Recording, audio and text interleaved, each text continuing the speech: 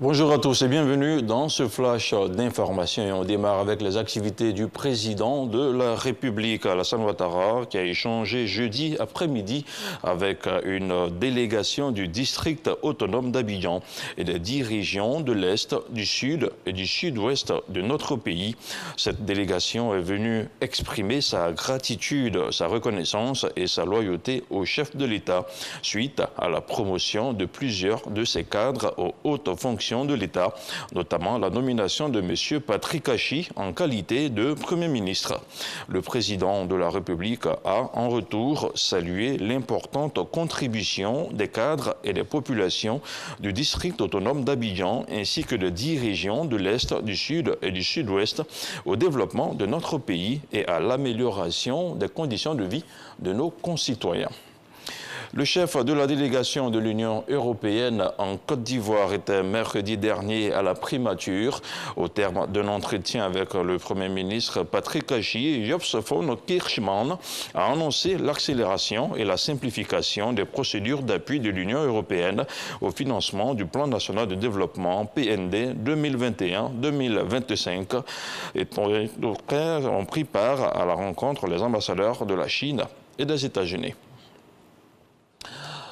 Sur l'actualité nationale, les bureaux du Comité national de la ZLECAf sont opérationnels depuis hier jeudi. Ils sont situés à Cocody-les-Vallons. En toile de fond, il s'agit pour ce bureau de sensibiliser les opérateurs économiques et de mettre à leur disposition les moyens d'une meilleure exploitation des opportunités de la zone de libre-échange continentale. Les explications de Noël Niayo. Le bureau national la ZLECAf, zone de libre-échange continentale africaine, à Abidjan, Cocody-les-Vallons. L'expression de la visibilité de l'engagement de la Côte d'Ivoire est opérationnelle à compter de ce jeudi, 29 avril, une date chargée de sens. Elle commémore la date de dépôt des instruments de ratification de la Charte par le 22e État africain. Pour information, l'adhésion du 22e État a permis à l'accord de prospérer. D'où l'avènement le 30 mai 2018 du Comité national de la zone de libre-échange continentale africaine. Il sert d'interface sur le plan national entre l'État ivoirien et le secrétariat général de la ZLECAf à Accra.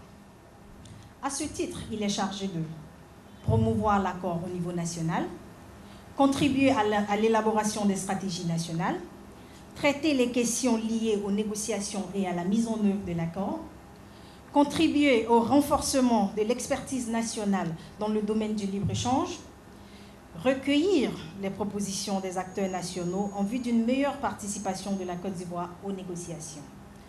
Une somme de dispositions auxquelles ont adhéré les privés ivoiriens pour leur pertinence.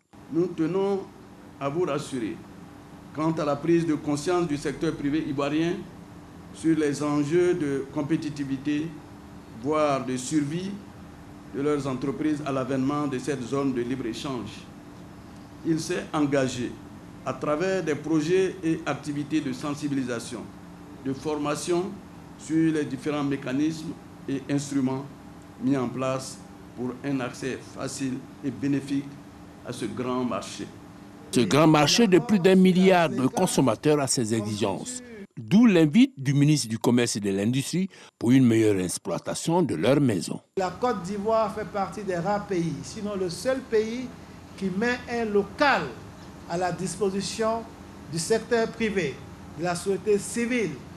Les locaux vont contribuer à faciliter la coordination et la mutualisation des efforts et actions de tous les acteurs et à travailler en bonne intelligence avec l'administration publique, le secteur privé, la société civile pour l'opérationnalisation des échanges dans le cadre de la ZLECAf.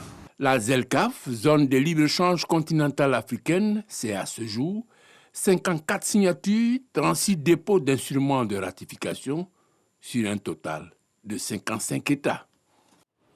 Dans l'actualité hors de chez nous, un pèlerinage juif orthodoxe dans le nord du pays, le plus grand rassemblement en Israël depuis le début de la Covid-19, a tourné au cauchemar dans la nuit de jeudi à vendredi. Le premier bilan provisoire fait état d'au moins 44 morts. Les secouristes avaient au début évoqué l'effondrement du gradin pour expliquer ces blessés avant de parler d'une bousculade géante. Une certaine détente semble se dessiner entre l'Iran et l'Arabie saoudite après plusieurs années de tensions extrêmes entre les deux pays qui s'opposent en Syrie, en Irak ou encore au Yémen. Le porte-parole de la diplomatie iranienne a salué les déclarations du prince héritier saoudien qui a déclaré mardi dernier que Riyad souhaitait avoir de bonnes relations avec l'Iran. Mohamed Ben Salman avait ajouté que l'Arabie saoudite travaillait avec ses partenaires pour trouver des solutions au comportement négatif de l'Iran.